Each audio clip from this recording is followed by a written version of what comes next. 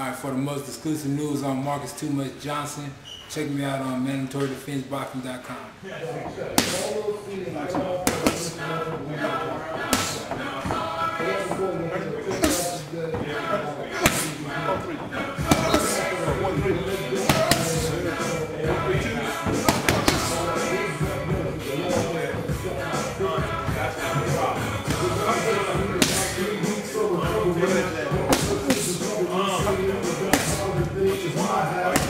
Ashyknuckles on site at the Prince Gym.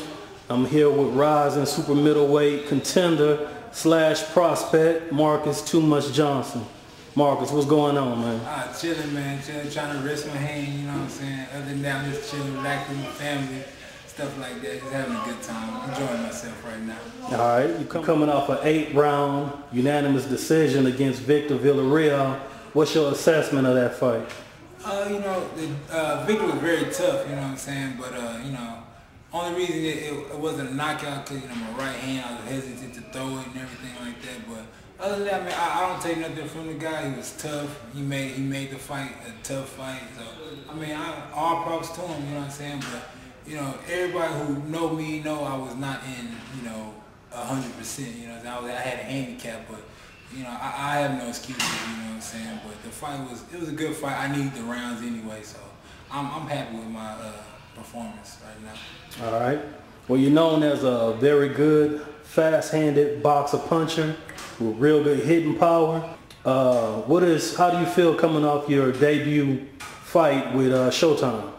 I feel blessed, man. I just hope that, you know, I have another opportunity real soon to get back in there and do it again, you know what I'm saying? But next time I get in there, you know, I would like a knockout, but, you know, if it comes, it comes. But, you know, just the fact that I was on a Showtime and got the exposure, I'm happy about that, you know. Okay, from the sounds of things, it looks like that they were very impressed with your performance. Is there anything that your opponent showed you in the ring that you really were surprised by? Actually, I was surprised how slick he was. You know, he rolled with punches good, you know what I'm saying? And I was surprised how good a chin he had, you know, and especially with him coming up from 60, you know. But like I said, you know, the guy was just tough, you know, he's a pain freak, you know what I'm saying? But if I had my right hand, you know, I could have did a lot more damage, you know. All right. A lot of your fans don't realize that you injured your right hand in your fight with Matt Gockel in the Toyota Center on Juan Diaz's undercard. What type of time frame are you looking at to getting your hand back to normal? Well, right now we looking at getting back in the ring in January or February, early January, most likely. You know, just I didn't give my hand time to heal properly for this fight, you know, because I really needed this fight. This opportunity I really couldn't pass up. You know, my first TV fight, so I couldn't pass it up. But, you know, that's a mistake that I wouldn't do again. You know, I wanted to go in there 100%, but, you know, I just couldn't pass it up. Okay.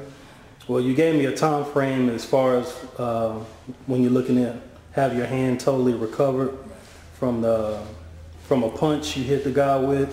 About what time you're looking to have your next fight, or you haven't discussed it with your promoter yet? No, we haven't discussed it, but, you know, after the fight, we talked about maybe going again next year in January. So hopefully we back in there by January. Okay. What type of names have they thrown any names at you? Is anybody you're looking at in particular? No names been thrown at me yet. You know, right now I'm not really worried. I don't care who they bring. You know what I'm saying? I'll fight anybody right now. You know what I'm saying? I'm not calling anybody out or nothing like that, but, you know, if they come, they come. You know, I'm not turning any fights down, you know, from anybody. Okay.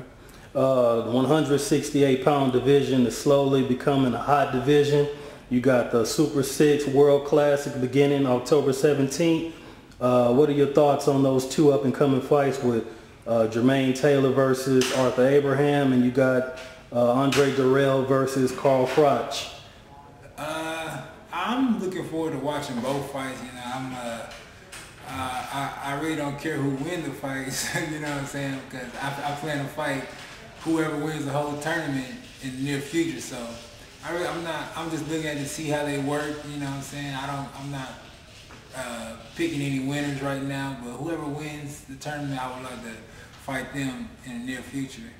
Okay. Well, you had a absolutely decorated amateur career. I think you went like 117 and 11 with 70 knockouts. Now you're 18 and 0 with 14 knockouts as a professional. How many fights do you think you need before you start knocking on the door as a world title challenger? This last fight really made me really rethink things, you know what I'm saying? Because I really in a a rush, but I'm not in a rush right now, you know what I'm saying? I got a lot to learn still, so probably about 4 or 5 fights, you know what I'm saying? And, after this Super 6 tournament, I'd love to be in the mix for a world title. All right. So Marcus, what is it like working with James Prince and Lou DiBella? Jay Prince, man, he's a man, you know what I'm saying? He take care of me, man. He's been taking care of me for a long time now, man. I'm about ready to give back to him now, you know what I'm saying? He's been nothing but been like a father to me, and he's been real good to me, and I just appreciate him, you know what I'm saying? Big up to Prince, man. And Lou DiBella, man, he brought me on board, and he's been pushing my career out there, doing a lot for me. I really appreciate Mr. DiBella, man. I couldn't ask for nothing more. All right, you have anything you want to say to your fans in closing? Yeah, man, keep watching, man. Keep checking me out, man. I'll be back on the TV soon, so keep your eyes open and watch out for me. All right, that's what's up.